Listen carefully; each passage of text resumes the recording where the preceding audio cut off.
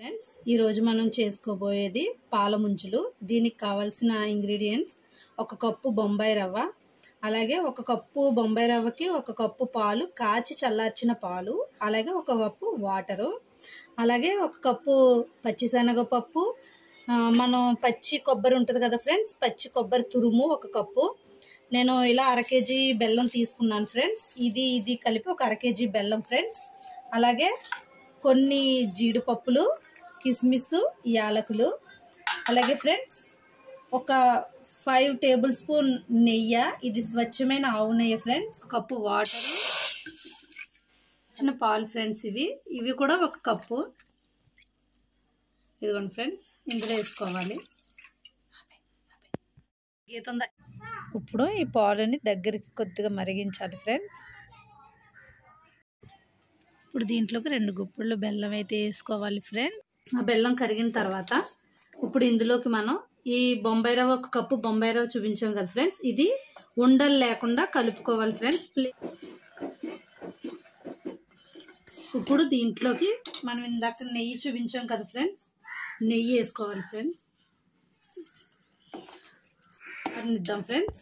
Okay, నానబెట్టుకోవాలి friends. 1 గంట ముందు నానబెట్టుకొని ఇప్పుడు మనం చూపించాం కదా ఫ్రెండ్స్, ఒక కప్పుకి 2 కప్పులు వాటర్ వేసుకోవాలి ఫ్రెండ్స్. 2 కప్పులు వాటర్ వేసుకొని ఇది 3 విజిల్స్ వచ్చేంత వరకు అయితే ఉంచుకోవాలి.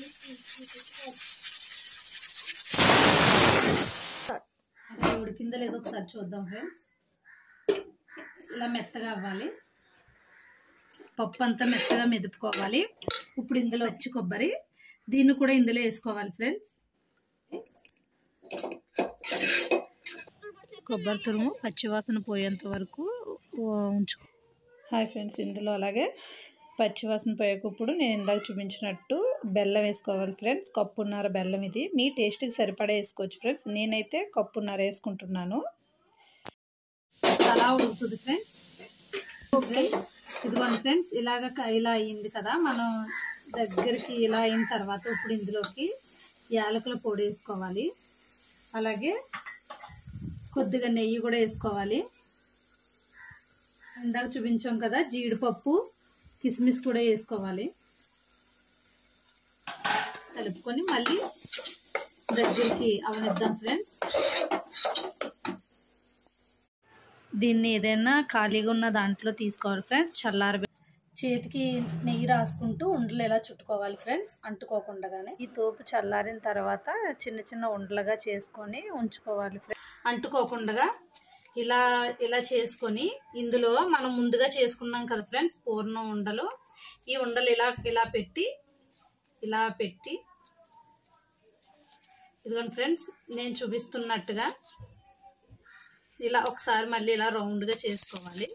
దీని మీద ఇలా అద్దుకుంటే ఫ్రెండ్స్ ఎంతో టేస్టీగా ఉండే చేసుకుంటే పాల ముంజులు రెడీ చేసుకొని పెట్టుకోవాలి ఫ్రెండ్స్. ఎవరైనా ఆయిల్ ఎక్కిన తర్వాత ఇవి ఒక్కొక్కటిగా అందులో వేసుకోవాలి ఫ్రెండ్స్. ఫ్లేమ్ అయితే తక్కువలో పెట్టుకోవాలి.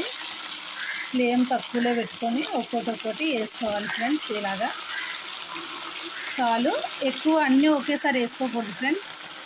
తక్కువ వేసుకొని ఫ్లేమ్ అయితే తక్కువ చేసుకోవాలి ఫ్రెండ్స్. చూడండి ఎలా కనిపిస్తున్నాయో.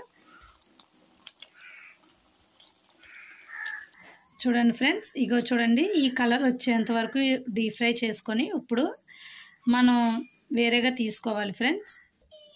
అలాగే మిగిలినవి కూడా వీటిని కూడా మనం తీసేసుకోవాలి ఫ్రెండ్స్.